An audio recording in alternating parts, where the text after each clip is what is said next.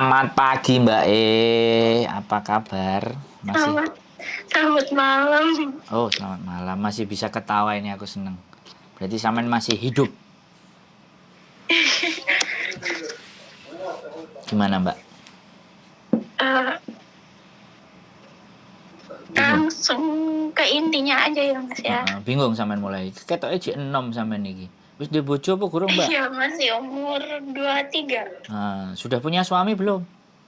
Belum. Pacar punya? Belum. Ya ada. Ada, oke lah ya.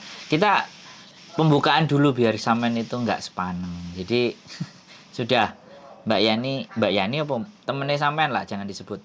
Itu teman sampean sudah banyak cerita. Nah, sekarang aku pengen dengar dari versi sampean, ya kan? Versi sampean itu keberatan sampean itu di mana ibaratnya?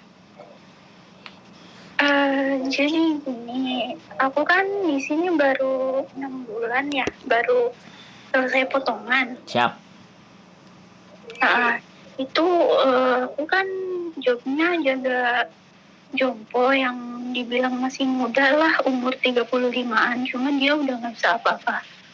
Cowok, aku di sini serumah berdua aja sama jompo. Terus dari pas aku baru datang ke sini itu di bulan pertama fine lah, semuanya baik-baik aja. Pas di bulan keduanya jompoku udah mulai minta make itu obat. Aku kan seumur hidup baru pertama kali ngedenger, terus melihat langsung bentuk obatnya kayak apa, terus reaksi yang makainya gimana itu kan ya Mas ya. Aku di situ bener-bener aku namanya nggak ngerti ya. Jadi aku iya aja, namanya kan kata dia kan kalau dia habis pakai obat itu katanya bisa rileks, terus badannya juga bisa lebih tenang katanya. Ya aku namanya nggak tahu obatnya obat apa, jadi aku iyain aja. Pas udah beli itu obatnya, terus dia pakai, ternyata teriak-teriak kayak marah-marah, minta keluar tengah malam itu, sampai 1 minggu nggak tidur. Teriak-teriak marah-marah minta keluar. Aku takutnya kan ada yang dengar terus datang gitu kan. Aku takut dia kan udah nggak punya keluarga, cuma hidup sama adiknya aja, adiknya cewek. Terus dijelasin lah, aku takut kalau kayak gini terus, namanya aku baru pertama kali ngeliat orang kayak gini gitu kan. Jadi gimana solusinya? Terus katanya bulan selanjutnya coba maksudnya dia coba bisa berhenti apa enggak gitu. Adiknya bilang kita lihat aja nanti dia bisa berhenti apa enggak katanya.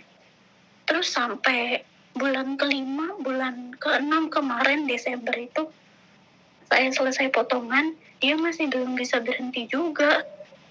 Padahal dari bulan ketiga itu dia udah janji, udah bikin kesepakatan sama saya kan. Kalau masih terus-terusan aja kayak gini, selesai potongan saya mau pindah dari sini. Gimana aja caranya pokoknya. Nah ini Desember kemarin saya selesai potongan, bulan ini dia masih aja beli. Ini aja baru aja beli dia. Jadi menurut Mas Andra aku harus gimana? Antara pengen pindah tapi bingung. Oke. Sudah, giliran saya ngomong boleh? Ya boleh. Kan cerita sampean sudah 2 double saya dapat ya. Sampean bisa nggak dapat videonya ketika dia pakai dan semuanya, dan jenis obatnya ABCD bla bla bla bla, sampean usahakan untuk bisa dapat rekaman itu. Apapun ya, pinter-pinter bagaimana caranya sampean untuk bisa mendapatkan itulah intinya. Nah, ketika sampean sudah bisa dapetin bukti-bukti dan semuanya, dirasanya cukup, hal-hal yang sampean keluhkan itu, yang sampean sampaikan dengan omongan itu sudah ada data secara audio ataupun visual. Video akan jauh lebih keren, lebih bagus. Nah, sampean coba berbicara dengan adiknya. Karena yang paling dekat kan adiknya. Sampean bisa ngobrol kan sama adiknya? Bisa. Ini gimana, kelakuannya nggak berubah dan ABCD begini dan begitu. Oke, nanti kita lihat responnya sama adiknya. Satu, setelah adiknya tidak merespon dan justru dibiarkan saja, sampean baru telepon agent, ya. Karena orang yang paling berkuasa dalam sampean adalah agent, karena perjanjian itu ada agent.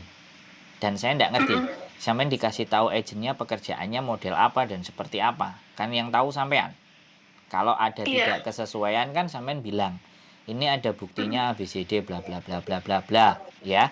Nanti solusinya agent bagaimana? Kalau agent membantu mengeluarkan sampean secara pelan-pelan, diatur sama ditata agent, bagus. Kita nggak akan naik. Tapi ketika agent 1 kali, 2 kali, dan 3 kali tidak ada respon, usahakan juga sampean juga merekam respon dari agensi. Bagaimana? Apa yang dia perbuat buat sampean, itu harus semuanya ada bukti, ya sampean tinggal berpikir bagaimana, seperti apa, ya opo caranya atau bagaimana lah intinya, ya. Setelah itu, setelah agent tidak merespon, baru sampean ke KJRI dan bukti-bukti semuanya itu tetap bisa kita bawa. Ini membahayakan ibaratnya, katanya kan kalau dia lagi ngerokok semua pintunya ditutup, sampean di dalam sampai sesak nafas. Ya kan? Iya. Ya, aku udah dapat info tapi sekunder, bukan primer. Makanya aku ingin meyakinkannya dengan sampean sendiri yang bercerita. Dan sampean sudah sah kan mau cabut, tapi karena di sini punya peraturan, makanya kita harus mengikuti peraturan dulu. Kita mengikuti alurnya dulu, ya.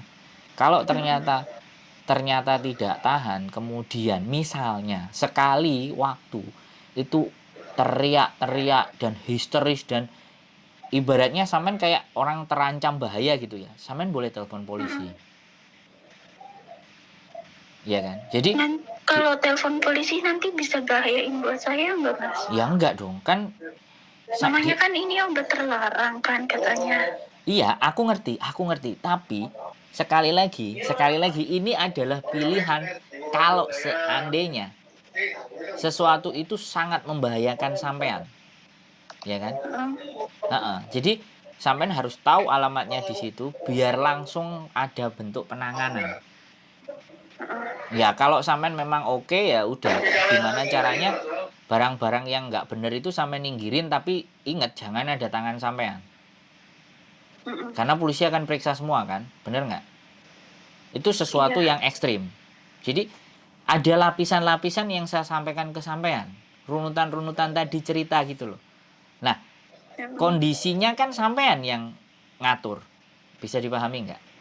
Yang kondisi apakah ini sudah melewati bahaya, apakah ini masih bisa ditoleransi, atau ini hanya ringan saja atau seperti biasa saja, kan yang bisa memutuskan kan sampean karena yang ada di situ. Jadi sampean harus memahami apa yang saya sampaikan. Yang saya sampaikan adalah plan A, plan B, plan C, plan D. Plan di mana itu urutan berbahayanya buat sampean itu di mana. Terakhir kalau sudah memang tidak memungkinkan, ya polisi itulah alhasilnya. Ya kan? Bisa dipahami nggak? Halo Mbak E. Ya. Sampean konsentrasi nggak? Aku takutnya sampean itu psikisnya juga terganggu gitu loh. Enggak, bentar Mas. Ini dipanggil majikanku, bentar. Oh ya wes, oke. Diladeni dulu majikannya. Oke teman-teman. Ini adalah kondisi teman-teman. Luar biasa kondisi yang terjadi. Ya. Sekali lagi, perjuangan teman-teman yang ada di Hongkong itu luar biasa. Ini majikannya menggunakan hal-hal yang melanggar. Jadi ini juga agak sedikit ya, saya berpikir untuk kita naikkan ini agak sesuatu yang wow. Makanya saya benar-benar harus menyembunyikan identitas. Tidak boleh ada yang tahu identitasnya ini siapa dan bagaimana. Jadi ya, mohon maaf sekali lagi, saya juga lagi menunggu mbaknya, karena ini ada sesuatu yang penting yang harus ditangani sama Mbak E. Nah, maksudnya adalah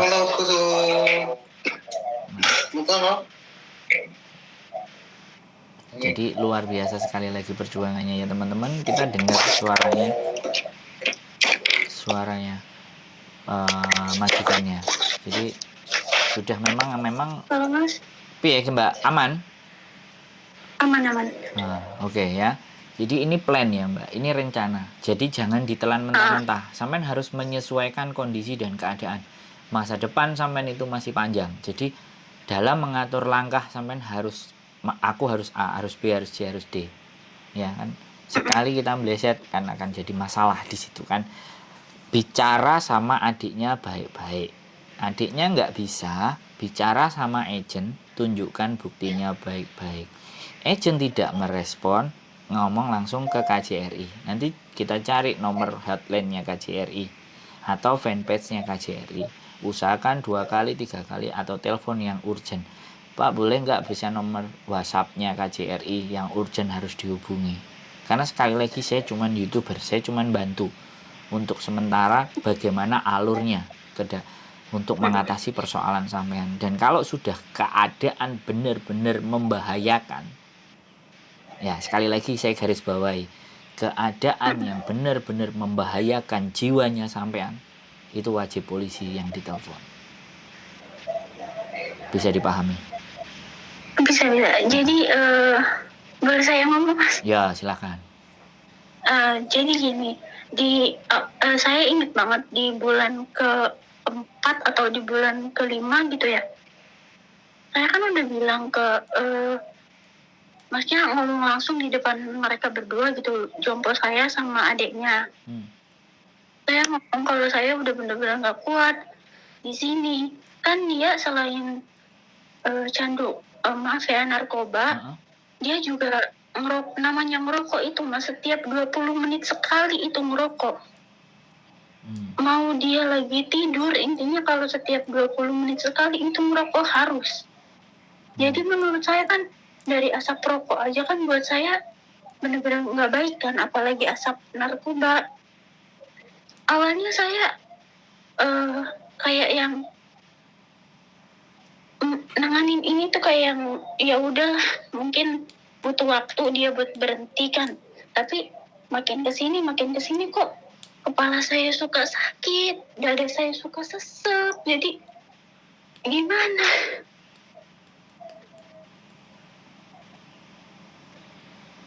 Halo?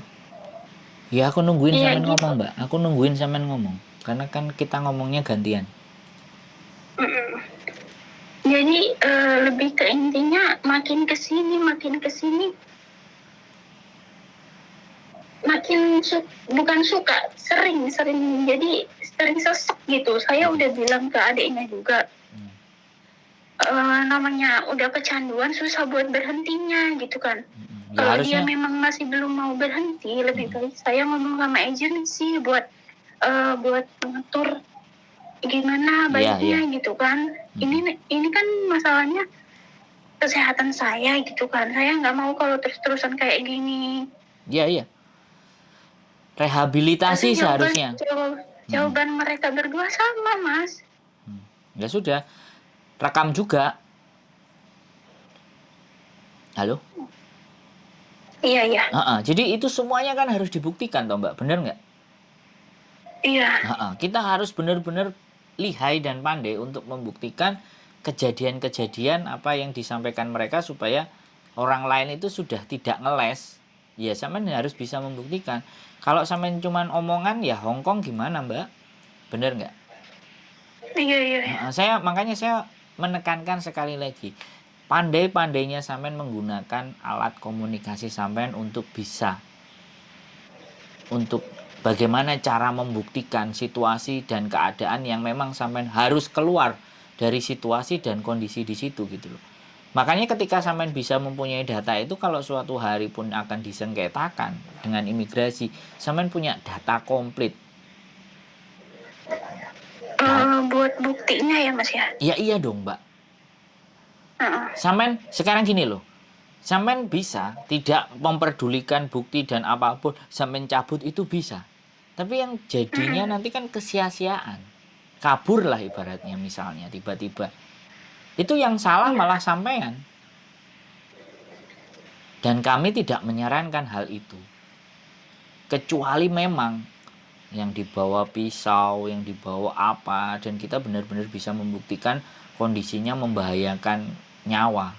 Sampean ini kan sudah membahayakan kesehatan, makanya ruangannya, semuanya, pas dia lagi ya gimana caranya pinter-pinter sampean ngambil. Jadi intinya adalah kan pasti akan dicek, lokasi itu pasti akan dicek kalau seandainya berkasus ya. Kalau cuman hanya break dan putus kontrak itu kan dia nggak sampai ngecek seperti itu. Tapi catatan harian sampean atau video-video sampean atau percakapan mereka itu yang bisa digunakan sebagai data. Jadi bisa, sekali lagi bisa. Saya pun juga kalau ngajarin sampean keluar ya nggak boleh ngawur kan Mbak. Atau ngasih tahu, ngasih dukungan sampean kan, karena ya sampean kan kesini butuh buat nyari rezeki toh Mbak. Iya kan, makanya kita harus ngatur semuanya. Makanya sekali lagi aku ditelepon sama tak mana sampean, udah kasih nomornya, saya mau ngomong sama mbaknya. Intinya sampean nggak sendiri lah, iya kan? Kalau melakukan sesuatu dan intensifkan komunikasi dengan agent. Nah, semakin agent bantah, semakin agent nggak beres dan kita bisa membuktikan, lapor naik ke KJRI. Nah, kita lihat nanti dari KJRI apa jawabannya. Karena gini, saya cuma kasih tahu, memutuskan kontrak secara sepihak itu sah. Jadi sebenarnya sampai tanpa pertimbangan dia pun mau memutuskan kontrak itu juga bisa. 1 month notice 1 bulan, hari ini sampai ngajukan break karena alasan apa, itu boleh. Tapi untuk agar mendapatkan majikan yang baru, sampai keluarnya harus baik-baik. Harus kalau tidak baik-baik pun sampean harus bisa membuktikan hal-hal yang membuat sampean tidak sehat dan tidak semestinya ada di situ. Bisa dipahami nggak? Iya. Jadi itu kita tempuh jalur-jalur yang benar. Minimalnya di 1 bulan ke depan. Kalau enggak bulan ke depannya lagi selesai. Kalau sampean sudah bisa ngatur, ada buktinya cepat, ya itu langsung kita bisa bergerak cepat.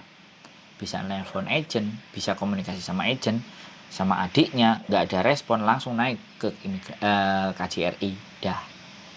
KJRI tidak bisa memberikan solusi, oke, 1 month notice. Bisa dipahami, Mbak? Halo, Mbak E? Iya. Mungkin karena saya kan non di sini baru pertama kali ya Mas ya. Terus nggak tahu, otak saya tuh kayak bener-bener ngeblank karena takut, bener-bener takut. Soalnya kan mereka berdua ngomongnya ini obat terlarang, jadi nggak boleh kasih tahu sama siapa-siapa. Jadi selama 6 bulan saya di sini saya bungkam. Nah iya. Serba takut pokoknya. Iya, saya ngerti. Perasaan sampean saya ngerti. Tapi ya sudah, kalau kita hanya curhatan aja dan kita tidak bertindak, kira-kira ada perubahan nggak? Kan enggak tuh.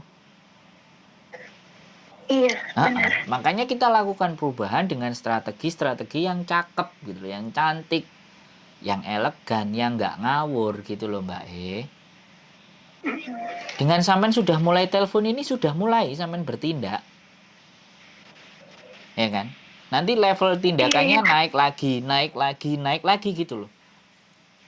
Makanya kita pantau terus, tak tulisi ini nomor handphone sampean. Urgent ditangani, ngono nanti. Loh iya no? Iya, saya udah berani cerita ke teman saya ini ya Mas ya, karena memang saya udah benar-benar gak kuat karena ngerasa kesehatan saya ini terancam nih, nggak baik menurut saya kan kalau diterusin. Nah, Mbak. Soalnya jawaban mereka berdua kan tetap sama. Nah, iya Mbak. Jadi dengan sampean ngomong, ini naik ke konten saya. Orang banyak tahu sudah. Itu sudah satu cara kita untuk speak up.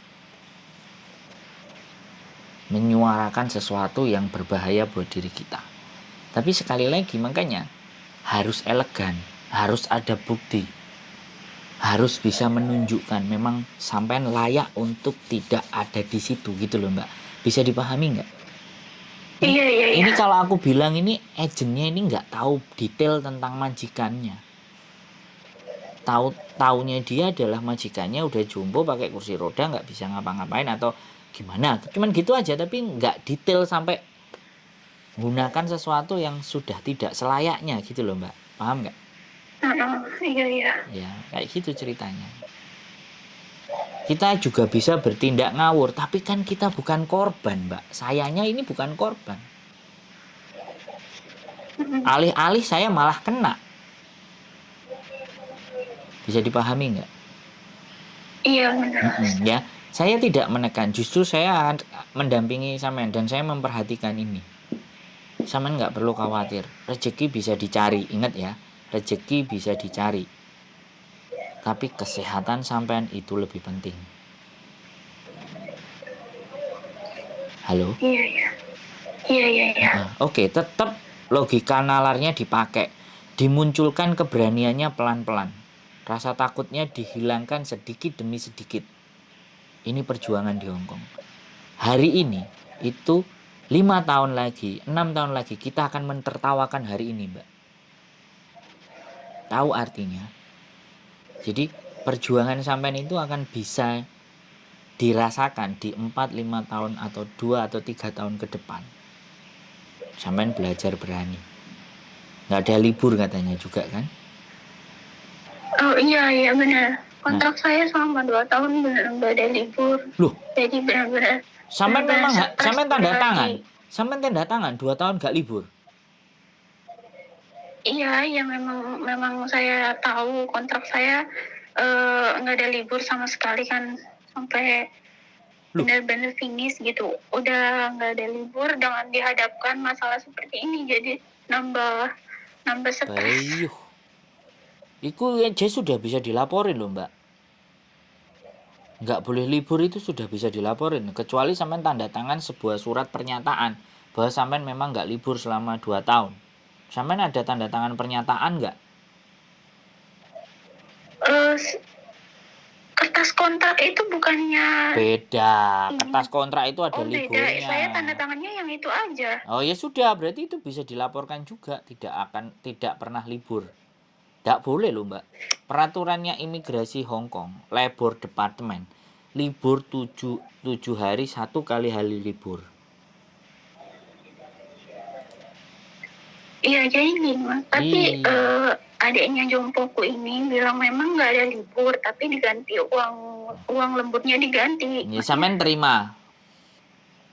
Iya memang saya terima, tapi ya, saya berkali-kali gitu minta libur, seenggaknya minimal 1 bulan sekali atau 2 bulan sekali, biar saya bisa sharing sama teman-teman juga kan, biar nggak stres ngadepin masalah kayak gini kan. Terus? Tapi dia tetap nyalak. Mereka berdua tetap nyalak, nggak ada libur. Oke, kalau nggak ada libur, sampean rekam pernyataan mereka untuk tidak memperbolehkan libur. Kita bisa gas ke labor juga. Karena saya nggak ngerti, jadi saya iyain aja. Yes, sekarang sudah ngerti kan? Halo? Iya. Sekarang sudah ngerti kan Mbak? Boleh di situ sampean blank, tapi ngomong sama saya jangan ikutan blank. Oke? Oke, Mas. Jadi ingat ya, kita tidak sedang menjerumuskan sampean ya. Itu yang harus sampean sadari. Kita sedang mencari cara bagaimana sampean keluar dari situ tanpa mengorbankan masa depan sampean. Keluar dengan cara yang benar, oke? Bukan cara yang brutal. Kalau brutal mah gampang, ya. Kemas-kemas selesai, buang sampah selesai sudah. Bye-bye. Tapi tidak begitu caranya, ya. Iya. Ya, wis. Ingat ya, ingat sekali lagi. Jangan pernah merasa sampean sendiri. Semuanya ada yang bantu. Dari teman sampean yang cerita ke saya cerita ke semua orang ini yang nonton channel saya. Kalau orang KJRI nonton channel saya ini biar sekalian dengerin gitu.